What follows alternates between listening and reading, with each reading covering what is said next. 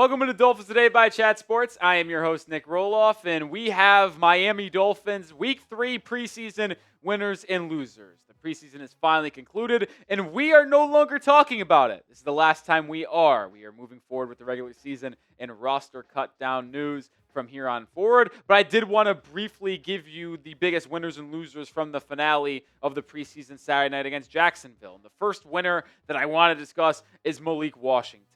I can't speak more highly of the second-year wide receiver from Virginia. I thought he showed a lot of flashes in his rookie campaign, not only in training camp in the preseason, but as well as throughout the regular season. He had the end-around 20-yard rushing touchdown against the Rams on Monday Night Football, had some big plays in special teams when it comes to returning kicks and punts, and he was projected to be the wide receiver 3 on this roster and the primary slot receiver / gadget guy. And I think that just continues to be the forefront of his role. This game, 3 catches, 41 yards, had a 25-yard touchdown. That third drive for the Dolphins won. So it was a naked play-action bootleg for Tua. Defender in Tua's face. Has Malik coming across the formation about 5 yards past the line of scrimmage. Hits it to him. Open space. Easily makes a linebacker miss. Like, the linebacker didn't even come within, 3 feet of touching him, accelerates upfield with good blocking thanks to NWI, and waltzed in for a touchdown. You go back to his performance week 1 against the Bears where the Dolphins once played a drive, and Malik Washington played 7 snaps and had 4 catches. Well, 3 catches, 1 halfback or 1 end around, and 4 touches. He is going to be featured in this Dolphins offense a ton. He has great rapport with Tua on a 4th and 6 prior to the 25-yard touchdown. Jags brought a blitz. Tua trusted Malik Washington. 7-yard little slant route. Malik caught it. First down, moved the chains. Ultimately resulted in a touchdown. He is a massive winner. He is in line for a large role for the Dolphins football team this year. Number 2 is Chop Robinson, the second-year edge from Penn State. This pass rush is going to be flat-out diabolical this season. I cannot wait. I am salivating at the ability that I get to watch this every Sunday. I really mean that. I have gotten some heat in the Chat Sports office for saying it's the best pass rush in football. I stand by it. Chop Robinson, first play of the game, lined up in the NASCAR package over the interior offensive line with Jalen Phillips and Bradley Chubb from the outside. What happened? Zach Sealer, Jalen, Chubb, Benito Jones, all gathered interest and attention. Chop Robinson accelerates through the opening in the middle, gets to the quarterback within almost a second, sack. First play of the game. He also converged on the quarterback later in the game as well. Chop Robinson is in line for a major second season. Was a top 5 pass rusher in football from week 8 to 18 last season. According to all advanced metrics, pass rush win rate, pressures, PFF grade. He is going to be dominant this year. This Dolphins pass rush is going to be dominant this year. Defense could be special if the secondary holds up. Make sure you are subscribed to the channel because we will have daily coverage of this football team every single day. And as the regular season is officially here, there's no better time to join the channel. Live shows, and when the season gets underway, we'll have live shows for games, Mondays, Thursdays, as well as 2 videos every day. Subscribe to the channel. Another wide receiver with the name Washington, Taj Washington, is a winner for me in this game.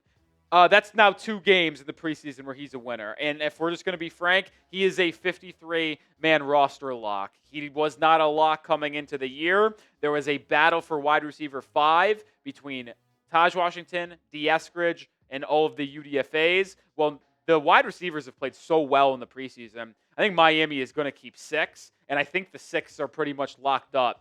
You obviously have your big 4. Wide receiver 5 is D. Eskridge, who had a really solid 21-yard catch in this game as well. Good bounce back after a couple early drops. Taj Washington, second-line offense, 4 receptions, 30 yards. They use him in a similar role to Malik Washington. Taj, I think, is a 53 lock. The way he looks and moves on the football field is an NFL wide receiver. I don't know if he's going to be active every game if he's on the 53-man roster, which I do project. But if Malik Washington were to ever get hurt, easy replacement. We'll just fill in Tahj Washington, and defenses might not know the difference because they both have the same last name. 4th winner, Jordan Phillips, the defensive lineman, 5th-round pick out of Maryland. I think Chris Grier might have done one, man.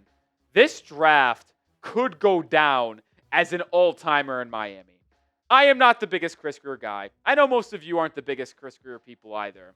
And he deserves to be blamed for a lot of the shortcomings over the last decade. And if they don't make the playoffs again this year, he might be canned.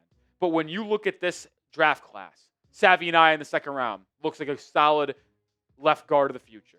Kenneth Grant looks like a solid interior defensive lineman of the future. Jordan Phillips, first pick in day 3 in the 5th round. Dominant, dude. Literally has so much strength in his lower half and upper half. He is just able to bully interior offensive linemen at times. Like, there was a play, they did a stretch zone to the right side. Phillips just pushes the right guard back, allows Bradley Chubb to just come in from the weak side and come in and make the tackle at the line of scrimmage for no gain.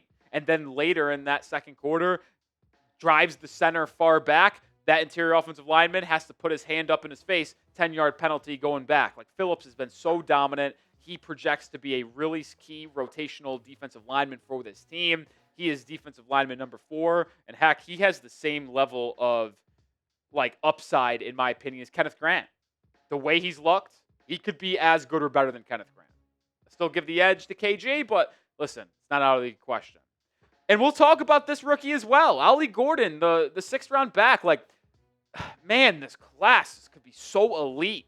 Dolphins could have really drafted one, man.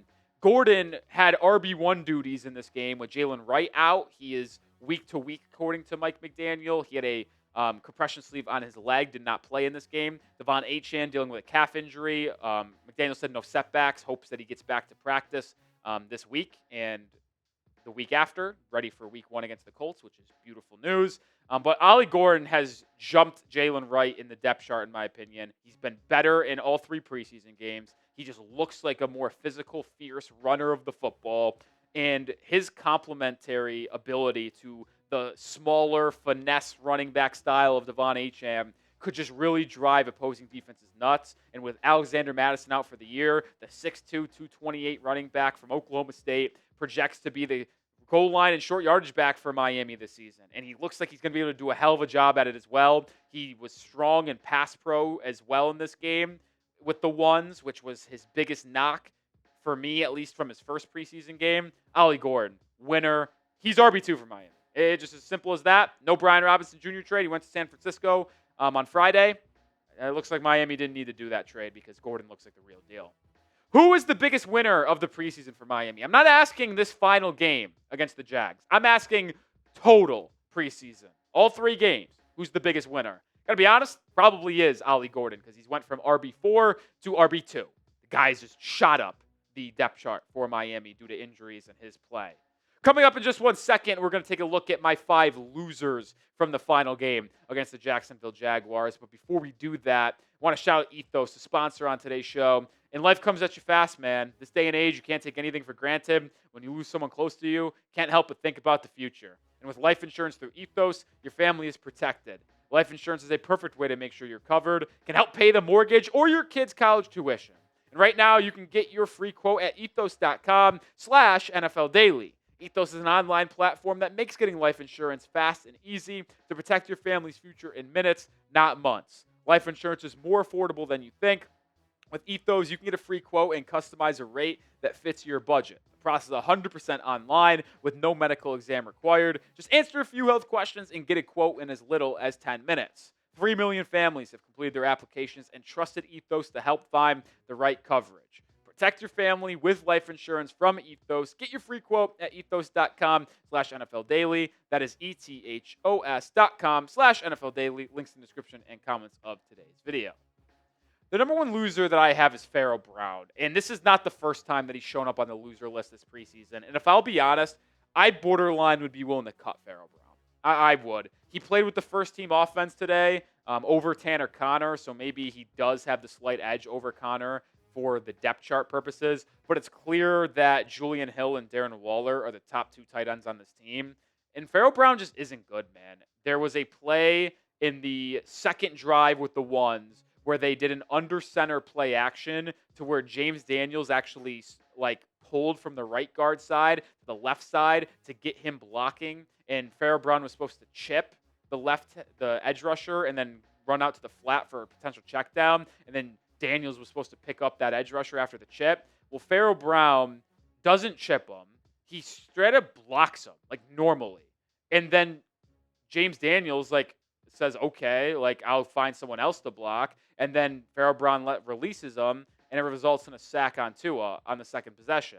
Like, and then on the touchdown that Miami scored, they went for 2 because of Jason Sanders' injury. He's fine, by the way. They throw a flat to Pharaoh Brown. He catches it, and they convert it, but he drops it and bobbles it and is barely able to get 2 feet in.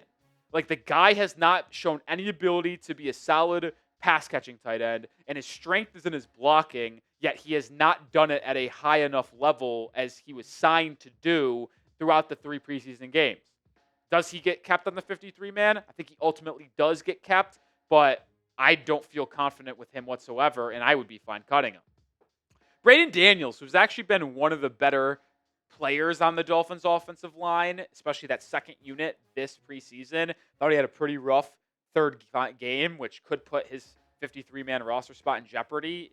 I don't know if he was on the 53-man roster coming into this game. We'll see if the Dolphins keep him or not. But Daniels comes in the second unit, gets beat, and gives up a sack from the left guard spot. Zach Wilson got hit early. And then the next play had a false start. It was just not a good day for Braeden Daniels to go from missed play sack into a penalty pre-snap, back-to-back plays. Pretty brutal. I'd have to look back at how he did the rest of the game, but I just remember that sequence and being like, if you're trying to make this 53-man roster, you can't have that happen on back-to-back plays. So Braeden Daniels makes the loser list. Theo Wease Jr. unfortunately makes the losers list. The player that I've been really high on this entire camp had an unbelievable second preseason game where he had 6 catches, 80 yards, and a touchdown. Didn't throw the ball a ton in the fourth quarter and late third quarter, and he only caught 3 balls for 19 yards. He did get targeted only that 3 times, so he caught every target to him, including a really nice leaping catch on the boundary after an inaccurate throw from Quinn Ewers. But the reason why I put him on the loser list is not because of his own play and his missed opportunities. It's just because of other players stepping up. D. Eskridge, once again, showed that he's a lock for this 53-man roster. And you also saw Tahj Washington put together a really strong game. He was on our winners list. So when you have Eskridge continuing to lock himself into the 53-man and Tahj Washington do the same, well, that puts Theo Wease Jr. on the outside looking in. He's wide receiver 7 on this 53-man roster projection. Here I got news. Dolphins ain't keeping 7 wide receivers. So, yeah, I'm probably going to say Theo Wease Jr. is unfortunately going to get cut, and I doubt that he makes it to the practice squad. I feel like some team's going to claim him on waivers. Grayson Murphy is the 4th loser on this list because he just didn't do much. After a really strong first 2 preseason games, having a sack in each of them, Murphy was like non-existent. I don't remember ever really calling his name. And this is not me putting him on the loser list and saying that Grayson Murphy is no longer making the 53-man roster because he played bad in the 3rd game.